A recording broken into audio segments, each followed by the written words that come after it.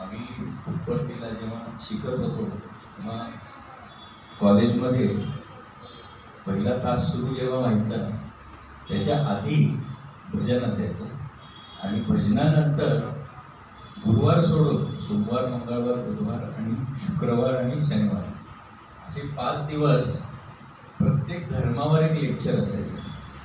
सोमवारी बुद्धिझमवर असायचं, मंगळवारी ख्रिश्चनिटीवर असायचं. तर आम्हाला प्रश्न पडायचा की आमच्यासाठी तर स्वामी सगळेच आहेत, सर्वस्व स्वामीच आहेत, आणि मग ह्या वेगळ्या लेक्चरची गरज काय. तर आमचे त्यावेळेचे जे प्रोफेसर होते त्यांनी सांगितलं की स्वामी तुम्हाला जे सांगणार आहेत ते फक्त एंड पॉईंट सांगितले, नामस्मरण करा, का करा, कसं करा, या सगळ्याची जबाबदारी त्यांनी आपल्यावर सोपवली. तुम्ही विद्यार्थी आहात हे तुम्ही त्यांचे मेसेंजर्स आहात, तुम्ही डिवोटीज आहात हे तुम्ही त्यांचे मेसेंजर्स आहात. त्यांचा मेसेज तुम्हाला सगळ्या जगात पसरवायचा आहे आणि तो मेसेज पसरवताना त्यामागचा सगळा जो अभ्यास आहे, त्याच्यामागची जी थिअरी आहे ही तुम्हाला माहिती असली पाहिजे. एवढा वेळ एखाद्या अवताराकडे असणं इतकं सहज शक्य नसतं. अवतार जेव्हा येतो तेव्हा त्याच्यावर पूर्ण श्रद्धा ठेवून तो जेवढं सांगतो तेवढं आपण ऐकून ते त्याची आज्ञा म्हणून आपण फॉलो करायचं आहे. पण हे म्हणणं जितकं सोपं आहे तेवढं करणं सोपं नाही. त्यामुळं बऱ्याच वेळेला असे आपल्या प्रत्येकाचे अनुभव असतील, माझा सुद्धा अनुभव आहे की एक खूप मोठ्या प्रॉब्लेममधनं मी जात असताना मी खूप साधना केली, खूप प्रार्थना केली आणि तो प्रॉब्लेम सुटला. म्हणजे तो माझ्याबरोबर जवळजवळ अजून एक 250-300 लोकांचा तो प्रॉब्लेम होता, पण फक्त माझा सुटला. सुटल्यावर मला असं वाटायला लागलं की अरे हे माझ्या प्रार्थनेमुळे सुटलं का आपोआपच सुटलं, असा प्रश्न येतो, अशी शंका येते, अशी आपली श्रद्धा डळमळीत होते. आणि ती श्रद्धा बळकट करण्यासाठी आपल्याला ह्या सगळ्या गोष्टींमधनं जायचं आहे, याचा अभ्यास करायचा आहे, ज्यांचे अनुभव आहेत ते शेअर करायचे आहेत. आणि अशा सगळ्या गोष्टींमधनं ही भजनाची जी साधना आहे ही आपल्याला पुढे न्यायची आहे. तर ह्या साधनेचा जो भाग आहे, भजन ही जी स्वामींनी साधना म्हणून सांगितली, आणि हे आपण जे काही ट्रेनिंग वर्कशॉप घेतोय हे भजन सिंगर्ससाठी म्हणून घेतोय, भजन लीड करणारे जे आहेत त्यांच्यासाठी घेतोय. आणि त्यांचा रोल काय आहे तर स्वामींनी सांगितलं की ते हे चॅनल आहे, पूर्ण कम्युनिटीला परमेश्वराशी संबंधित करण्यासाठी, पूर्ण कम्युनिटीला परमेश्वराशी कनेक्ट करण्यासाठी भजन सिंगर हा दुवा आहे, भजन सिंगर हा ब्रिज आहे. आणि म्हणून त्याची जबाबदारी पण तेवढीच मोठी आहे. आणि म्हणून त्याचा जर इगोमध्ये आला तर त्याच्यावर जी जबाबदारी दिली आहे तो स्वतः तर परमेश्वराशी संबंधित होणार नाहीच, पण शिवाय त्याच्यावर जी जबाबदारी आहे तो इतरांना सुद्धा परमेश्वराशी संबंधित करू शकणार नाही. आणि अशी ही जबाबदारी पार पाडताना काय काय गोष्टी पाळल्या पाहिजेत, काय काय गोष्टी बघितल्या पाहिजेत, काय काय गोष्टी आपण अंगीकारली आत्मसात केल्या पाहिजेत, याचं सगळं जे वेळोवेळी स्वामींनी मार्गदर्शन केलं त्यातूनच हा सगळा ट्रेनिंग सेशन हा इव्हॉल्व झालेला आहे. आणि त्यातला भाग आहे की डिसिप्लिन अँड कॉन्डक्ट इन भजन. आता आपण बघतोय Swami himself was very punctual for bhajans. When it was the bhajan time, Swami used to signal for bhajans to start. Even if he was busy or was in the interview room, he would ensure that he is present on time for bhajan. Swami himself led by examples. All the singer, bhajan group members, devotees should assemble well before the Omkar starts. Consistency, punctuality, consistency in attendance are very important. आता ह्या सगळ्या ज्या गोष्टी आहेत ना, ह्याचं महत्त्व जे आहे ना हे आपल्याला अनुभवातनं पडतं. कारण नेहमी आपण असं सांगतो की परमेश्वर इथं आहे, स्वामी इथं आहे, अशी आपली श्रद्धा पाहिजे, असं आपण मानलं पाहिजे. आणि मग ते इथे आहे. आपण समजा एखादा भजन सिंगर आहे, तो त्याच्या टीचर समोर गात असेल तर तो कसं करेल. तशाच प्रकारचं अस्तित्व परमेश्वराचं इथं आहे असं आपण जर फर्मली मानलं, खूप आपली श्रद्धा बळकट करून जर मानलं तर आपण कसं गाऊ, असा विचार करून आपण गायलं पाहिजे. पण मी मगाशी म्हटलं तसं की ही श्रद्धा नेहमीच बळकट राहत नाही, ती सारखी शेकी होत असते, सारखी डळमळीत होत असते. आणि मग अशा वेळेला ती बळकट कशी होते, तर जर काही अनुभव त्याच्यातनं आपल्याला ऐकायला मिळाले किंवा आपल्याला स्वतःला काही अनुभव आले तर ती श्रद्धा बळकट होते. या संदर्भात वेळेवर भजन सुरू करण्याचं जे महत्त्व आहे त्या संदर्भात दोन खूप चांगले अनुभव आपल्या डिस्ट्रिक्ट प्रेसिडेंट लेले सरांचे आहेत. तर मी या निमित्ताने ते आणायचे इथे आहेत म्हणून मी त्यांनाच विनंती करतो की ते दोन अनुभव त्यांनी शेअर करावे. ते अनुभव ऐकले ना की आपली श्रद्धा बळकट होते. तर वेळेवर भजन का सुरू करावं याच्याबद्दलचे त्यांचे अनुभव त्यांनी सांगावे. ओम श्री साईराम. बाबांच्या चरणी कोटी सर्वांना सप्रेम साईराम. गिरीश भाई जेव्हा भेटले तेव्हा त्यांच्या आत्ताच्या विषयावर जेव्हा वेळेचा महत्त्व ते त्यांना बोलायची वेळ आली तेव्हा माझे दोन अनुभव त्यांना आठवले म्हणून त्यांनी आग्रह केला की मी त्याच्यावर बोलावं. मी तुमच्या समक्ष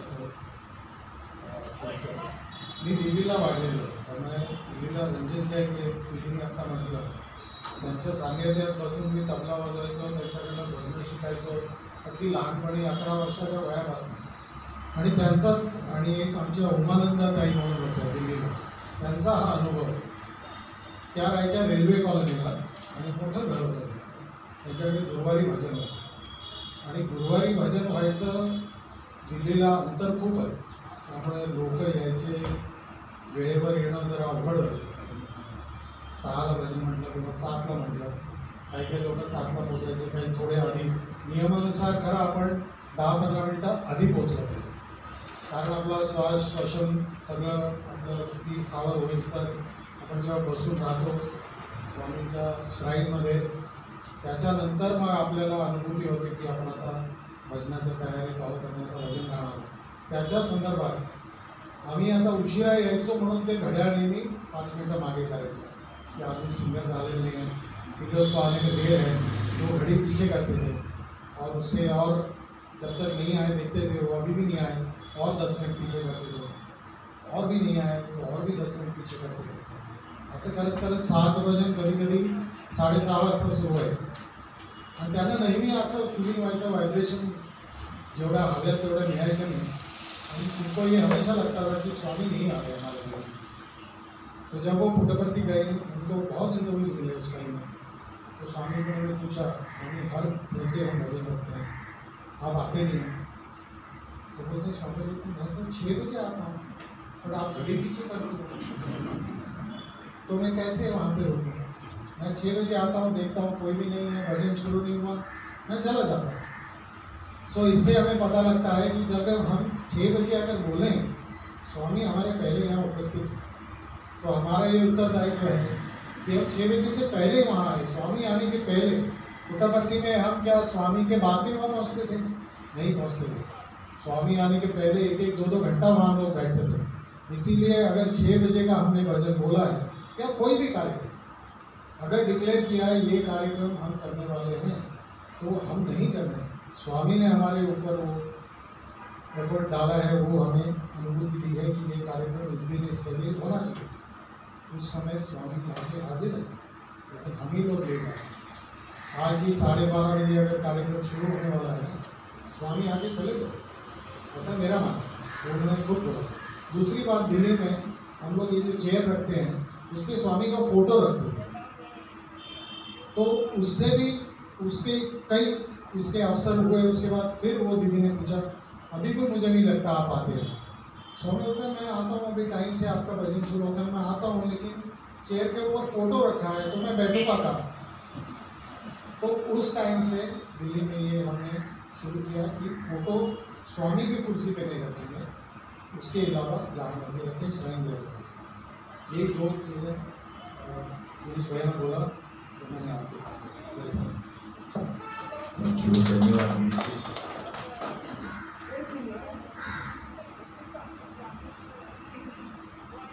मला स्वतःला माझा कालचा अनुभव सांगायचा.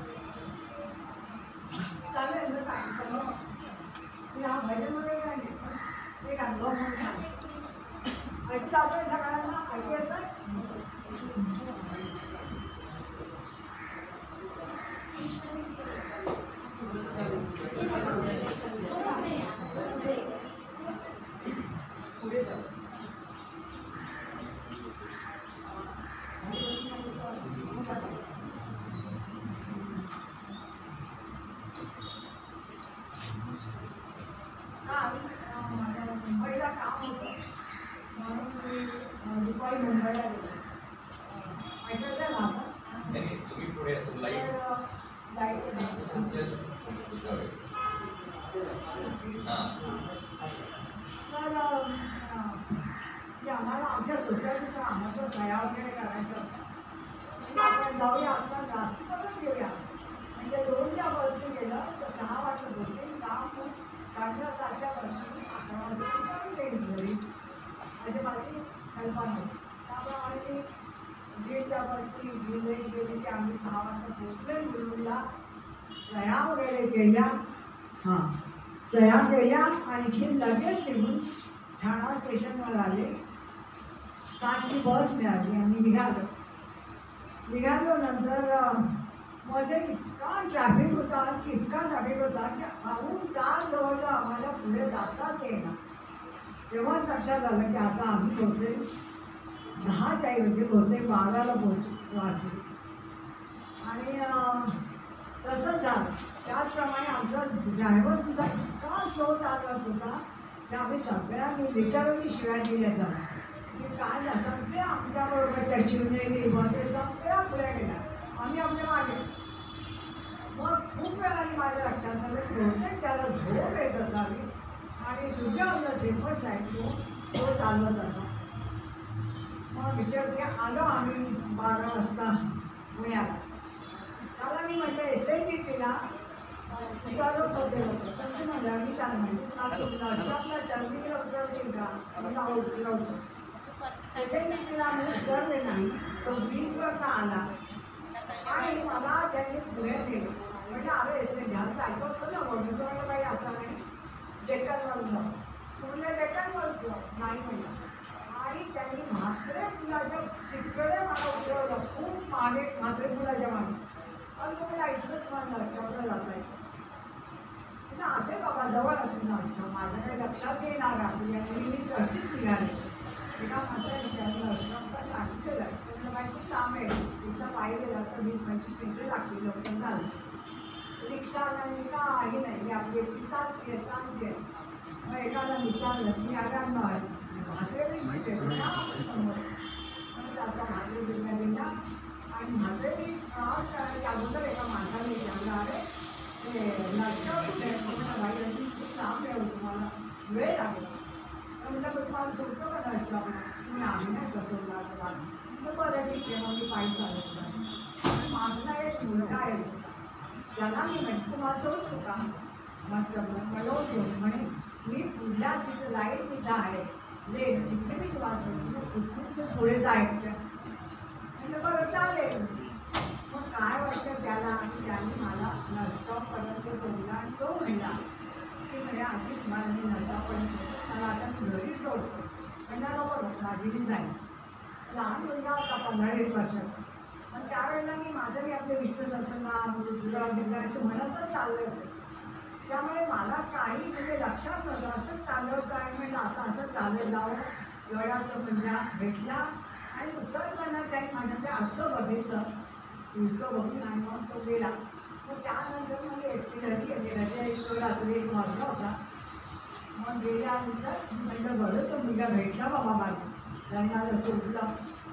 आणि जवळजवळ 15-20 मिनिटांनी माझ्या लक्षात आलं म्हणजे तो मुलगा म्हटलं विष्णू स्वामीच असतील. त्यांनी मला जिथं आणलं आणि सोडलं. मी इझिली घरी येऊ शकले रात्री 1 वाजता सुद्धा.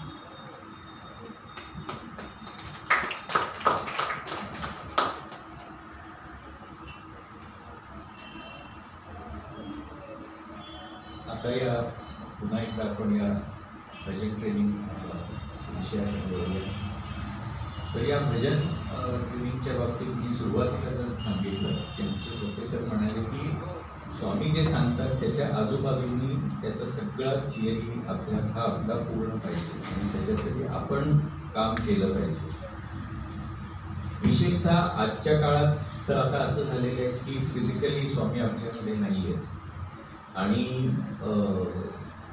जे स्वामींच्या फ्लोमध्ये नसलेले जे पॉप्युलेशन आहे त्यांच्याबरोबर जर काही डायलॉग करायची वेळ आली तर त्यांच्या मनातल्या प्रश्नांना उत्तरं द्यावी लागतात आणि मग त्यांच्यातले काही जण कन्व्हिन्स होतात, मग ते स्वामींच्या फ्लोमध्ये येतात. असंच एकाने मला विचारलं की अहो तुमची भजनं आहेत सगळे छान आणि त्याच्यामध्ये त्या सगळ्या वेगवेगळ्या देवदेवतांचं वर्णन असतं, त्यांचा महिमा वर्णन केलेला असतो, सगळं छान वाटतं. पण ते म्हणले तुम्हाला असं नाही का वाटतो म्हणले की आपण ह्या देवदेवतांची भजनं करतो म्हणजे त्यांना मस्का मारतो, असं तुम्हाला वाटत नाही का म्हणलं?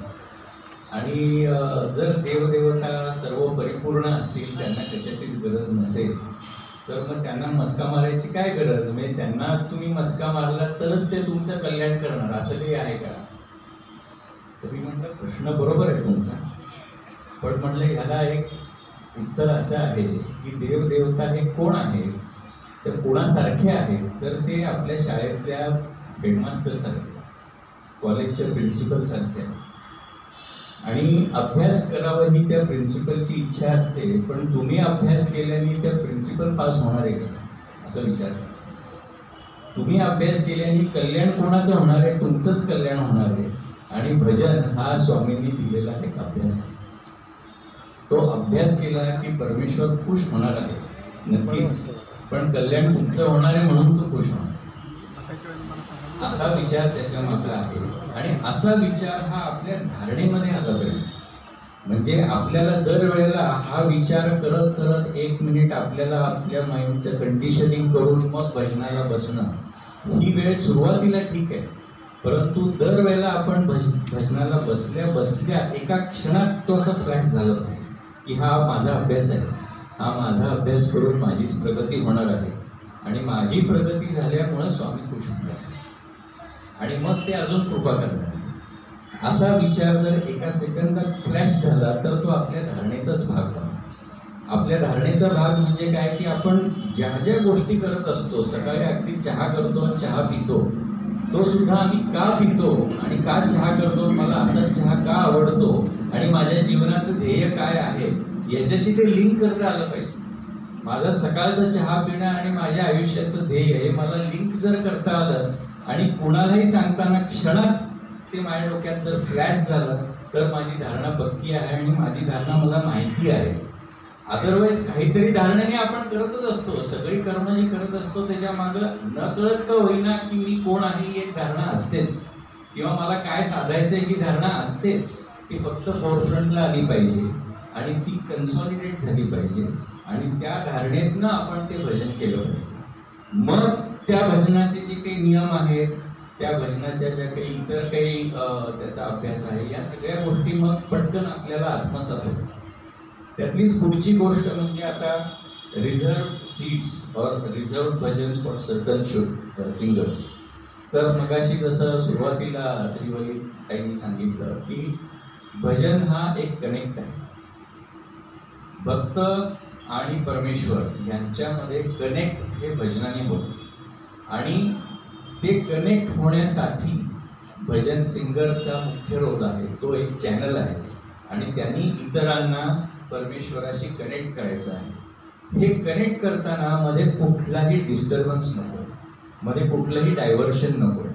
आणि त्याच्यामुळं पूर्वी जी काही प्रॅक्टिस होती की अमुक एक सीटवर अमुक एक जणच येऊन बसणार, मग ते भजन चालू झालं आणि त्याच्यानंतर 5-10 मिनिटांनी ते गृहस्थ आरामात येऊन तिथे बसणार, त्यांच्यासाठी ते एक स्पेशल भजन हे त्यांनीच म्हणायचं, इतर कोणी म्हणायचंच नाही.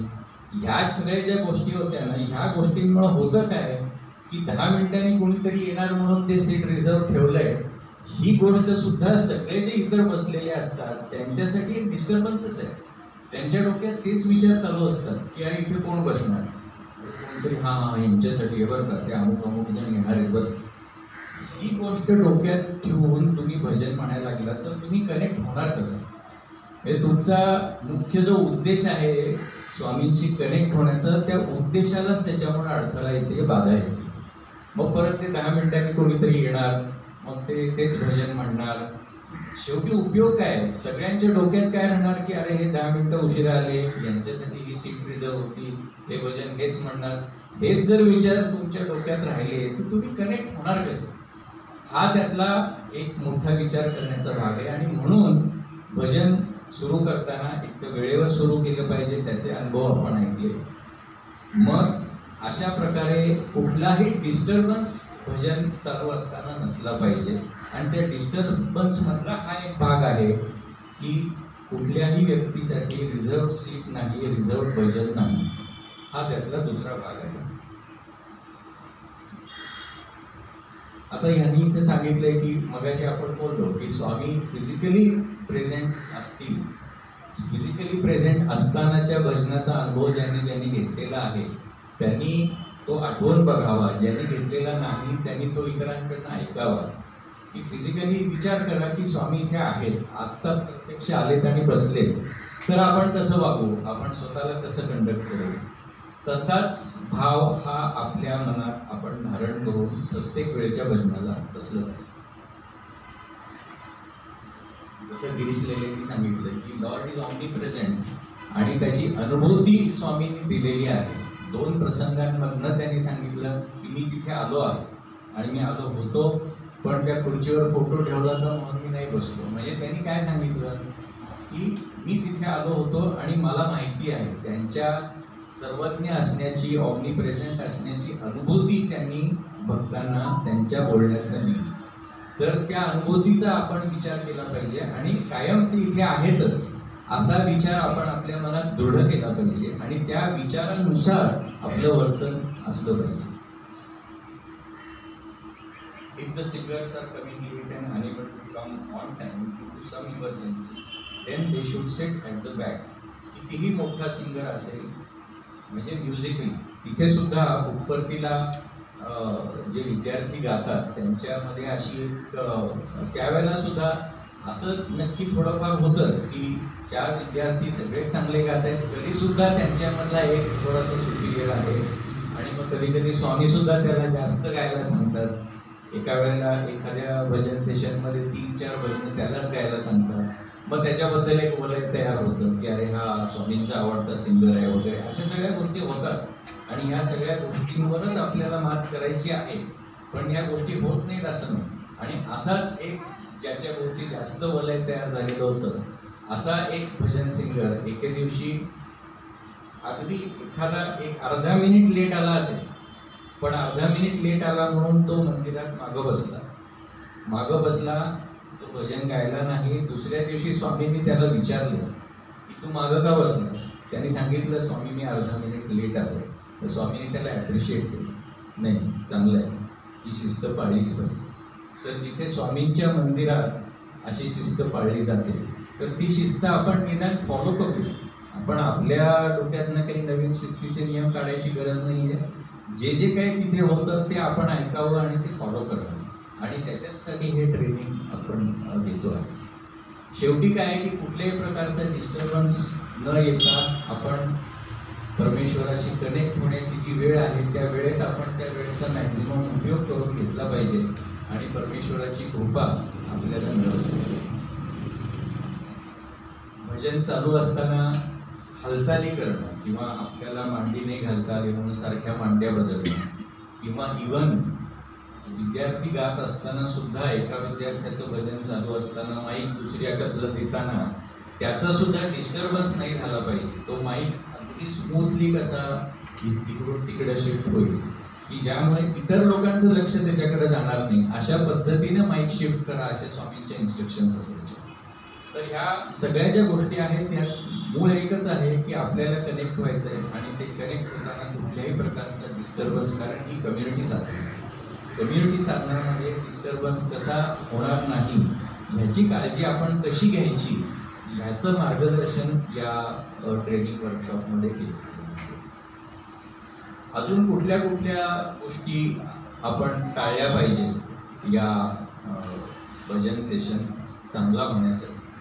तर मुवमेंट ऑफ माइक्स हे आता आपण सांगितलं, body movement of singers, body movement of others, followers also. कुणाचीही बॉडीली मुवमेंट त्याच्यामुळे डिस्टर्बन्स आला नाही पाहिजे. फेशियल एक्सप्रेशन ऑफ सिंगर्स, कारण बरेच जण गाताना अतिशय विडवाकडं तोंड करून गातात आणि आपण खूप आवेशपूर्ण गातोय असं त्यांना एक दाखवायचं असतं किंवा त्यांची तशी सवय असते, त्यांना दाखवायचं असेलच असंही नाही, पण एक सवय लागलेली असते. त्यामुळे स्वामी आम्हाला सांगायचे की तुम्ही भजन प्रॅक्टिस करताना आरशात बघा, आरशात बघून तुमचं तुम्ही बघून गा आणि तुमचे तुम्ही कसे दिसता याचं इव्हॅल्युएशन करा आणि मग त्याप्रमाणे तुमच्या फेशियल एक्सप्रेशन्समध्ये सुधारणा करा.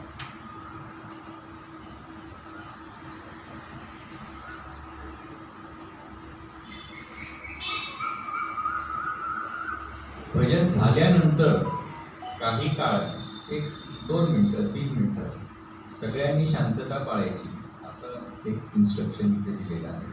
आणि त्या शांततेमध्ये सगळ्या ज्या पॉझिटिव्ह व्हाईब्स क्रिएट झालेल्या असतात त्या सगळ्या व्हाईब्स ह्या आपल्या बुद्धीमध्ये, आपल्या अंतःकरणामध्ये सगळ्या सामावून घेण्यासाठी आपण शांतता राखली पाहिजे, असं स्वामींनी सांगितलं. इव्हन प्रदक्षिणेचं जे महत्त्व सांगतात, आता या प्रदक्षिणामध्ये सुद्धा डाव्या बाजूने जाऊन असं येऊन अँटी क्लॉकवाईज प्रदक्षिणा घालायची. कारण त्या प्रत्येक मंदिरामध्ये जी देवाची मूर्ती असते त्या मूर्तीचं एक तेजोवलय निर्माण झालेलं असतं आणि ते तेजोवलय हे त्याच डिरेक्शनमध्ये फिरत असतं. म्हणून तुम्ही प्रदक्षिणा त्या डिरेक्शनमध्ये घातली तर त्या तेजोवलयाचं जे काही तुमच्या शरीरात प्रवेश व्हायचा आहे तो सुकर जातो आणि जास्त प्रमाणात तो ते तेजोवलय तुम्हाला प्राप्त होतं. या सूक्ष्म स्तरावरच्या गोष्टी आहेत. त्याच पद्धतीनं भजनातनं ज्या क्रिएट झालेल्या आपण एक तेजोवलय म्हणू किंवा पॉझिटिव्ह व्हाईब्स म्हणू, त्या काही काळ तिथे ज्या त्या सगळ्या अस्तित्वात उपलब्ध असतात. त्या उपलब्ध असलेल्या पॉझिटिव्ह व्हाईब्स आपल्याला जास्तीत जास्त कशा मिळतील तर आपण जेवढी शांतता मेंटेन करू तेवढ्या शांततेतून त्याचा आपल्याला जास्तीत जास्त फायदा होईल. अशा दृष्टीनं भजन झाल्यानंतर 1-2-3 मिनिटं आपण शांतता पाहिजे. की ह्यावरनं आपल्याला एक लक्षात येईल की भजन सेशन हा यशस्वी होण्यामागे भजन सिंगर आणि भजन फॉलोअर्स या दोघांची ही कंबाईंड रिस्पॉन्सिबिलिटी आहे. ही एक सामूहिक जबाबदारी आहे की भजन चालू असताना कुठलाही न डिस्टर्बन्स क्रिएट होता ते भजन स्मूथली पुढे गेलं पाहिजे आणि सगळ्यांनाच परमेश्वराशी कनेक्ट होता आलं पाहिजे. तर ही एक सामूहिक जबाबदारी आहे, हे आपण लक्षात ठेवलं पाहिजे. Cultivating our virtues. Devotional singing is a process of singing which has its origin from heart, not merely from lips and tongue. There should be a spontaneous manifestation of inner ecstasy for the singer and devotees. हे आपण मोरलेस आपण हे आता चर्चा केलेलीच आहे. कारण शेवटी भजन हे केवळ लिप्स आणि टंग यांचा वापर करून काहीतरी बडबड केली असं नाही. आपल्या मनातला काय भाव आहे की तू परमेश्वर आहेस, तू सर्वशक्तिमान आहेस, तू सर्वज्ञ आहेस आणि तुझ्या शक्तीची कृपा मला मिळावी म्हणून तूच मला जे सांगितलंय साधन भजनाचं ते माझ्याकडनं चांगलं व्हावं. ते चांगलं झालं की तुझी कृपा मला मिळेल. हा जो भाव आहे हा भाव व्यक्त करण्याचं नामस्मरण हे एक साधन आहे. हा भाव काय मी घरी बसून मी नुसत्या मनातल्या मनात सुद्धा हा भाव आणू शकतो आणि हा भाव आणून मी परमेश्वरापुढे ध्यान करत बसू शकतो. त्यालाही काही प्रॉब्लेम नाही आहे. ध्यानही करावं, भजनही करावं, पण भजन हे नामस्मरणाच्या माध्यमातून जोरजोरात का म्हणावं त्याचा सुद्धा एक अभ्यास आहे, त्याची सुद्धा एक थिअरी आहे. काय नाही तर आरती आणि भजन हे मनातल्या मनात म्हणायला काय प्रॉब्लेम आहे असा एक प्रश्न असतो. पण ह्या विश्वाच्या रचनेमध्ये ध्वनीचं जे महत्त्व आहे, असं म्हणतात की जेवढे काही मंत्र आहेत ना त्या सगळ्या मंत्रांनी हे विश्व व्हायब्रेट होतच आहे. तुम्ही जेव्हा दुर्गा सप्तशती म्हणता, तुम्ही जेव्हा अथर्व शीर्ष म्हणता, तुम्ही जेव्हा गायत्री मंत्र म्हणता, त्यावेळेला तुमच्या मनातला तो मंत्रोच्चार आणि या विश्वात चाललेला जो गायत्री मंत्र आहे त्या दोघांचा रेझोनन्स होतो. रेझोनन्स म्हणजे काय? साधं उदाहरण मी देतो. मी आता तुमच्याशी बोलतोय, मी जर हा माईक काढला तर तुमच्यापर्यंत पोहोचायला मला ओरडावं लागेल. पण मी न ओरडता तुमच्यापर्यंत पोहोचायचा असेल तर माईकचा उपयोग होतो. ह्याच्यात शास्त्रीयदृष्ट्या काय होत आहे तर मी बोलताना माझ्या बोलण्याची जी फ्रिक्वेन्सी आहे त्याच फ्रिक्वेन्सीनी या माईकमधली जी एक डिस्क आहे ती व्हायब्रेट होते आणि दोन गोष्टी एकाच फ्रिक्वेन्सीनी व्हायब्रेट झाल्या की त्याचा जो रिझल्ट असतो तो 1+1=11 होतो, तो 1+1=2 होतो. त्यामुळं हा आवाज ॲम्प्लिफाय होतो आणि तुमच्यापर्यंत पोहोचतो. त्याचप्रमाणे भगवंताची जी काही नावं आहेत, ज्या नावांनी भगवंताचे अवतार झालेले आहेत त्या नावांनी आणि विविध मंत्रांनी हे युनिवर्स व्हायब्रेट होतच आहे. आणि तुम्ही त्यातलं कुठलंही नाम घेतलं की त्या नामाचं ओरिजिनल जे व्हायब्रेशन चालू आहे त्याच्याबरोबर त्याचं व्हायब्रेशन हे रेझोनेट होतं. रेझोनेट झालं की 1+1 होतात, 1+1 राहत नाही. आणि ते 1+1 एवढी कृपा आपल्याला सोप्या पद्धतीने मिळावी हाच त्या भगवंताचा प्रेमळ उद्देश आहे. आणि म्हणून त्या भगवंतांनी स्वतःहून दयाळू वृत्तीनं आपल्याला जे साधन दिलंय ते साधन हे आपण वापरून त्याची कृपा आत्मसात करण्यासाठी भावाचं महत्व आहे. तुमच्या मनातला जो भाव आहे तो भाव त्या पद्धतीने त्या नामस्मरणातनं बाहेर आला तर तुम्हाला जास्त कृपा मिळणार आहे. त्यामुळे भजन हे केवळ तोंडाने केलेली बडबड असं समजू नका. तुमच्या मनात जो भाव आहे की माझ्यासमोर परमेश्वर आहे, तो सर्व शक्तिमान आहे, तो सर्वज्ञ आहे आणि त्यांनीच त्याची कृपा देण्यासाठी मला हे साधन दिलेलं आहे, ह्या भावाने ते भजन म्हणा. हा तो कल्टिवेटिंग व्हर्च्युअल मधला भाव हा जो आहे तो भाव हा त्यासाठी महत्वाचा आहे. आता भजन गाणाऱ्यांसाठी विशेष स्वामींनी सांगितलंय की प्रॅक्टिस. तर प्रॅक्टिसचं महत्त्व आपल्याला सगळ्यांना माहिती आहे. वर्ल्ड कपच्या वेळेला त्या मोहम्मद शमीनी जेवढ्या विकेट्स घेतल्या प्रत्येक मॅचमध्ये, रादर तो काहीतरी 4-5व्या मॅचला त्याला संघामध्ये घेतलं आणि मला वाटतं मॅक्झिमम विकेट्स त्यांनीच घेतल्या. त्यावेळेला तो कशी प्रॅक्टिस करत होता, तर एकेका पद्धतीचा बॉल टाकायची तो 3-3 तास प्रॅक्टिस करत होता. असे किती प्रकारचे बॉल आणि त्याची प्रत्येकाची 3-3 तास प्रॅक्टिस आणि ती झाल्यानंतर मग परत 3-3 तास प्रॅक्टिस की आता एकदा हा बॉल, मग एकदा त्या प्रकारचा, मग एकदा तिसऱ्या प्रकारचा, अशी परत 3 तास प्रॅक्टिस. असं तो दिवस रात्र. आणि त्याच्या घरातच त्यांनी ते घराच्या लॉनमध्ये क्रिकेटचं ग्राउंड करून ठेवलं होतं आणि त्या पिचवर तो तशी ती प्रॅक्टिस करायचा. आणि त्या प्रॅक्टिसमधनं त्याचा परफॉर्मन्स काय झाला हे आपण बघितलं. ज्यांना क्रिकेटची साधारण आवड आहे त्यांना सगळ्यांना त्या वर्ल्ड कपची कथा माहिती आहे. आत्तासुद्धा आपण जे बघतो त्याच्यामध्ये ते वेगवेगळ्या प्रकारची ते क्रिकेटर्स कशी प्रॅक्टिस करतात हे नेहमी दाखवलं जातं. त्यामुळं प्रॅक्टिसचं महत्त्व हे आपल्याला वेगळं सांगायची गरज नाही. पण स्वामींनी इथं काय सांगितलं आहे की एक भजन तुम्हाला गायचं असेल तर ते जे लीड सिंगर्स आहेत त्यांनी 100 वेळेला प्रॅक्टिस केलं होतं. आणि after 100 times we should be able to manifest Swami for ourselves and for the devotees when we enter the bhajans.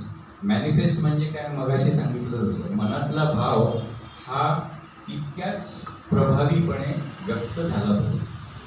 मनातला भाव व्यक्त होणं हा जो महत्त्वाचा भाग आहे, त्याच्यासाठी प्रॅक्टिस आवश्यक आहे. तुम्हाला व्यक्तच करायचं नसेल तर घरी बसा, ध्यान करा, त्या भावाने तुम्ही देवाशी कनेक्ट व्हा, तुम्हाला देवाची जी काही कृपा मिळेल ती मिळेल. हे सोपं तंत्र भगवंतांनी सांगितलंय तर त्याचा फायदा घ्या. आणि स्वामींचं हेच म्हणणं आहे की भजनाद्वारे जर मनातला भाव चांगल्या प्रकारे व्यक्त व्हायचा असेल तर लीड भजन सिंगरनी ते 100 वेळा प्रॅक्टिस करावं. त्याच्यात स्वामी म्हणतात की पहिल्या 25 वेळा प्रॅक्टिस झाली की we should familiarise ourselves with the bhajan, the lyrics of the bhajan and contemplate on meaning. त्या भजनाच्या शब्दांची प्रॅक्टिस ही जास्त दृढ होते पहिल्या 25 प्रॅक्टिसमध्ये आणि त्याच्या अर्थावर विचार चालू होतो. पुढच्या 25 ते 50 वेळा जेव्हा आपण ते भजन प्रॅक्टिस करतो तेव्हा we should get familiar with the tune and associate the tune with the lyrics and more contemplation. त्या भजनाची चाल आणि त्या भजनाचे शब्द या दोन्हीचा एक प्रकारचा संगम व्हायला लागतो आणि त्या दोन्हीमधनं त्या भजनाच्या अर्थातून आपला भाव व्यक्त होण्याकडे आपला प्रवास पुढे चालू राहतो. 50 ते 75 मध्ये काय होतं तर द भजन should now start becoming a part of you like breathing. श्वासोच्छ्वास आपला जसा एक जीवनाचा अविभाज्य भाग झालेला आहे तसंच ते भजन म्हणजे आपणच, आपलं एक स्वरूप म्हणजेच ते भजन, अशी ती अवस्था निर्माण व्हायला लागते 50 ते 75 वेळा प्रॅक्टिस करतो. आणि 75 ते 100 वेळा जेव्हा आपण प्रॅक्टिस करू we should now have perfected singing the bhajan and its nuances and be able to totally connect with Swami. शेवटी भजनाचा उद्देश जो स्वामींनी सांगितला आहे की आपल्याला स्वामींशी कनेक्ट व्हायचं आहे, ते कनेक्शन एकदम परफेक्ट फ्लॉलेस होण्यासाठी हा सगळा प्रवास, प्रॅक्टिसचा प्रवास स्वामींनी सांगितला. After 100 times we should be able to manifest Swami for ourselves and for the devotees when we render bhajans. ही त्या भजन सिंगरची ताकद आहे. आपल्या मनातला भाव प्रभावीपणे आपणच व्यक्त करून आपल्यासाठी स्वामी समोर येणं किंवा स्वामींची अनुभूती येणं हा एक भाग आहे. हा इंडिव्हिज्युअल वैयक्तिक पातळीवर आपल्याला ध्यानातनं सुद्धा आपल्याला साधता येईल. पण भजन सिंगरमध्ये हे सामर्थ्य आहे की त्याच्या साधनेने तो त्याच्यासाठीच नाही तर इतर जणांच्यासाठी सुद्धा स्वामींना मॅनिफेस्ट करू शकतो. ही त्याच्यात ताकद आहे हे स्वामींनी सांगितलंय. आणि जर भजन सिंगरने केवळ एवढ्यावर फोकस केला तर बाकी सगळे त्याचे स्वतःचे इगो आणि मी चांगला म्हटलो का आणि मला लोक चांगले म्हटले काय सगळं आपोआप बाजूलाच आहे. त्यांनी जर हे डोक्यात ठेवलं की नाही मला माझ्यासाठी आणि इतरांसाठी सुद्धा स्वामी इथं मॅनिफेस्ट करायचे तर सगळा विषय संपतो. आणि त्या अर्थाने बघितलं तर भजन चांगलं गाणं ही जशी एक टॅलेंट आहे. ही टॅलेंट आहे म्हणून तर हा फरक आहे की भजनामधला भाव हा म्युझिकली चांगला व्यक्त करणं ही एक टॅलेंट आहे म्हणूनच लीड सिंगर्स आहे. त्याचप्रमाणे स्वामींना इतरांसाठी सुद्धा मॅनिफेस्ट करणं हे सुद्धा एक टॅलेंटच आहे. आणि ही देवाने दिलेली ही परमेश्वरांनी स्वामींनी आपल्याला दिलेली टॅलेंट आहे. Talents provided to each one of us is a gift from God. We should not take them for granted. कारण ही सहजासहजी कुणाला मिळत नाही. आपण साधा एक स्टॅटिस्टिकल हिशोब केला तर एक 50 जणांचं भजन असेल, 50 जण तिथं असेंबल झालेले असतील, एक 4 सिंगर्स असतात, 50 जणांमध्ये 4 सिंगर्स, तर हे टॅलेंट किती रेअर आहे याचा विचार करा. प्रत्येकाला हे टॅलेंट देवाने दिलेलं नाही आहे आणि त्याच्यामुळे ज्याला दिलं आहे त्यांनी ते ग्रँटेड धरू नये. त्यांनी त्याचा पूर्ण मान ठेवावा आणि स्वतःला विकसित करावं आणि त्याचा उपयोग सर्वांच्या कल्याणासाठी करावा. Similarly, God has blessed each of us with various gifts such as voice, singing ability, rhythm sense, shruti, ability to play instruments, sense of sound, etc. We should not take any of these for granted. We should practice and utilize these gifts to serve Swami.